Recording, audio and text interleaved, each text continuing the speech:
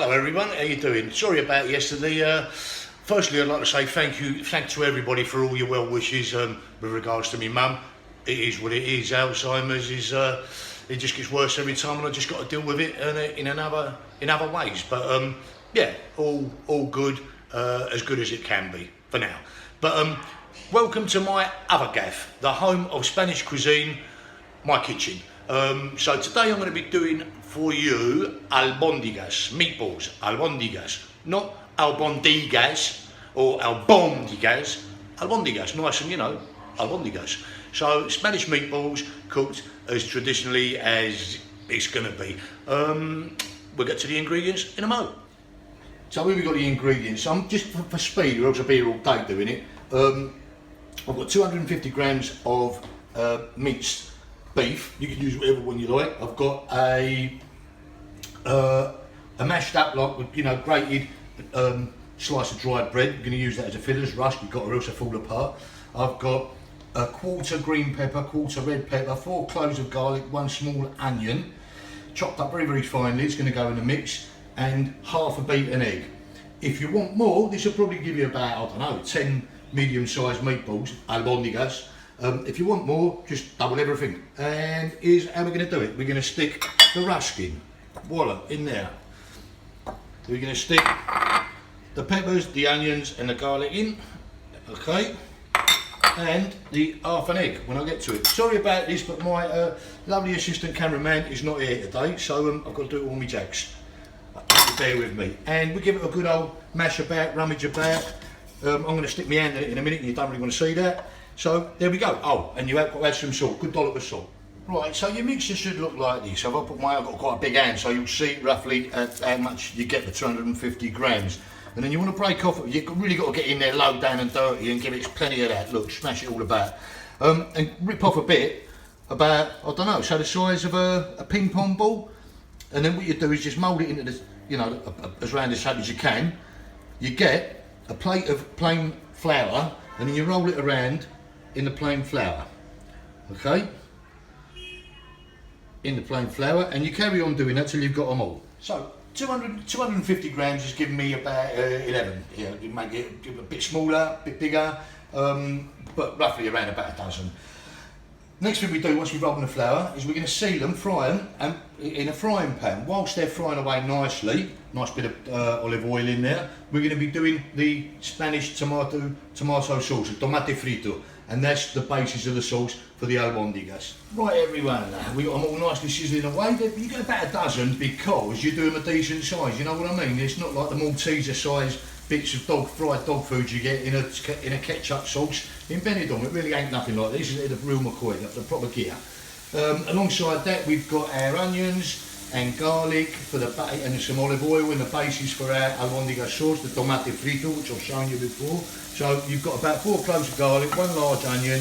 Let that sizzle away nicely. Sweat it off a bit. Put in your tin tomatoes, half a glass of white wine, and a sachet of saffron. Let that bubble up. Then we transfer the albóndigas into the sauce and let it simmer away for about an hour.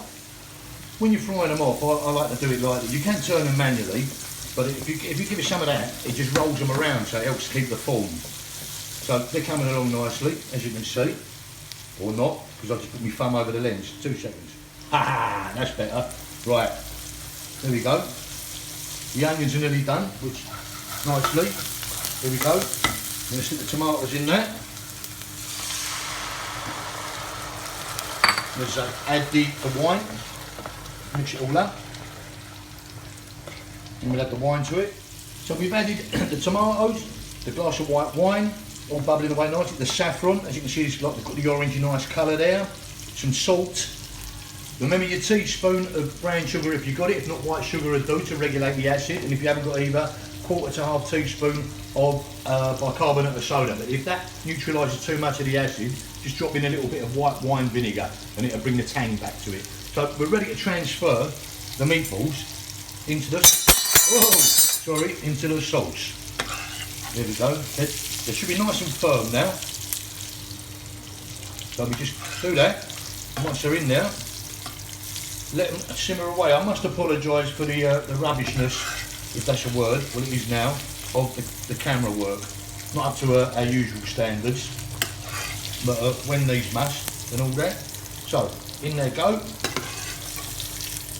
Nice dozen meatballs, you can see the size of them. Wonderful, none of that rubbish. And just give them a little move about in there.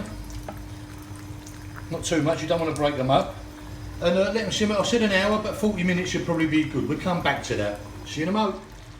So we're back to them 35 minutes later. You can see the consistency of it.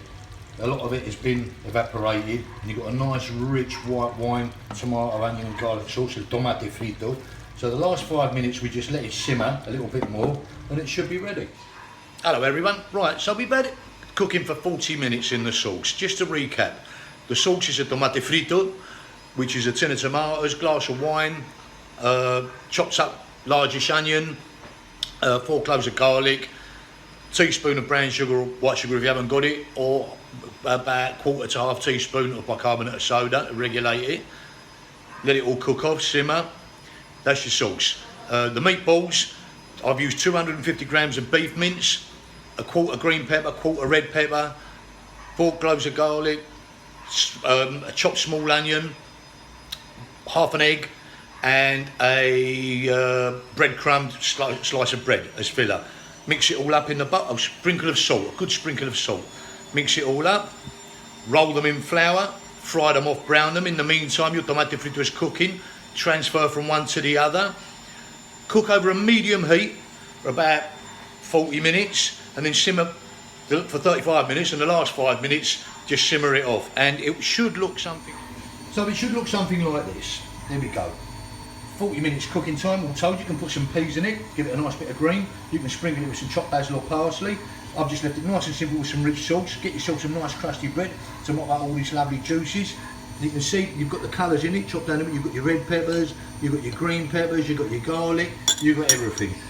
I'm sure you'll enjoy it. Any questions, just PM me.